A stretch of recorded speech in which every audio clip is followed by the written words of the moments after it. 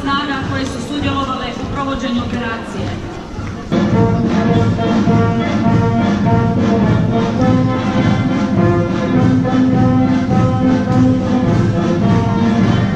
Maslenica je bila još jedna potvrda kako je Hrvatska vojska u vrlo kratkom vremenu od vojske hrabrih branitelja izrasla u takvu silu koja je sposobna osloboditi svaku stopu svete hrvatske zemlje. Tu snagu i posebnost prepoznajem i kao ministar obrane danas u našim oružanim snagama, u pobjedničkoj Hrvatskoj vojsci. Naši vojnici su brend i u zemlji i izvan nje i to ne smijemo zaboraviti. Mi imamo vrhunske ljude. Ljudi su naša najveća vrijednost. Ljudi su ta prevaga i u Domovinskom ratu i danas.